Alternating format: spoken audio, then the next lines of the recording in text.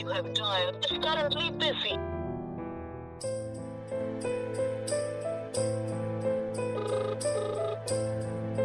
Hello. ஏய், என்ன உனக்கு பிரச்சனை? நான் தான் அவாய்ட் பண்றேன்னு தெரியுதுல, அப்படியே திரும்ப திரும்ப கால் பண்ணி டார்ச்சர் பண்றேன். எனக்கு உன்னை சத்தியமா பிடிக்கல. நான் உன் காலில் கூட விடுறேன். ப்ளீஸ் இனிமே என்னை தயவு செஞ்சு டிஸ்டர்ப் பண்ணாத. பை. இல்லை, நான் சொல்கிறது நிமிஷம் அப்படியே திரும்ப திரும்ப கால் பண்ணி டார்ச்சர் பண்றேன். எனக்கு உன்னை சத்தியமா பிடிக்கல. நான் உன் காலில் கூட விடுறேன். ப்ளீஸ் இனிமே என்னை தயவு செஞ்சு டிஸ்டர்ப் பண்ணாத.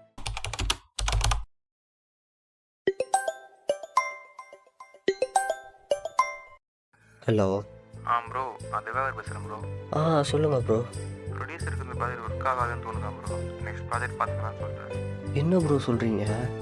நான் அவர்கிட்ட சொன்னப்போ எல்லாம் ஓகேன்னு தானே சொன்னார். அதுக்கு மிச்சம் அவர் சொன்ன கரெக்ஷன்ஸ் எல்லாம் சேஞ்ச் பண்ணி தானே கொடுத்தேன் ப்ரோ. இதை நம்பி நிறைய கமிட்மெண்ட் பண்ணியாச்சு ப்ரோ. இப்போ வந்து கேன்சல்னு சொன்னால் எப்படி ப்ரோ?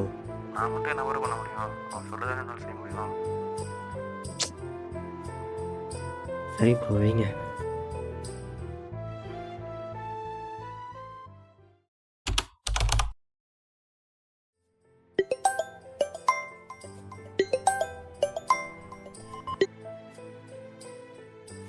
சொல்லுமா.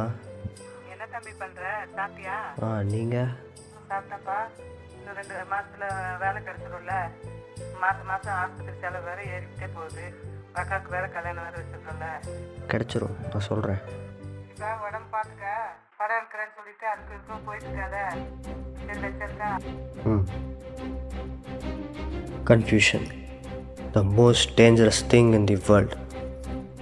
நம்ம எல்லாருமே லைஃப்பில் சில கன்ஃபியூஸ்டு ஸ்டேட்டை எக்ஸ்பீரியன்ஸ் பண்ணியிருப்போம். அது சின்ன ரீசனாக இருக்கலாம், இல்லை பெரிய ரீசனாக இருக்கலாம். 10th முடிச்சுட்டு என்ன கோர்ஸ் எடுக்கிறது, 12th முடிச்சுட்டு என்ன காலேஜ் சூஸ் பண்ணுறது, என்ன கோர்ஸ் எடுத்து படிக்கிறது, முடிச்சுட்டு என்ன வேலைக்கு போகிறது, லவ், ரிலேஷன்ஷிப், இது எல்லாத்துலேயும் நம்ம ஒரு பெரிய கன்ஃபியூஷனை தாண்டி தான் வந்திருப்போம். எதுக்கு கன்ஃபியூஷன் வருது? ஏன்னா பயம். நம்ம எல்லாருக்குமே பயம். எங்கே இதை சூஸ் பண்ணால் அதை விட்டுருவோமோ, இல்லை அதை சூஸ் பண்ணால் இதை விட்டுருவோமோன்னு பயம். ஏன் ஒரு 22, 23 வயசுல இவ்வளோ பெரிய பொறுப்பை தூக்கி கொடுக்குறாங்க? அவன் என்ன தான் பண்ணுவான்? அவனுக்கு ஆசை, ட்ரீம்லாம் இருக்காதா? இந்த மாதிரி ஏன்னு 1000 கேள்வி இருக்குது. இதெல்லாம் யார்கிட்ட கேட்குறதுன்னே தெரில.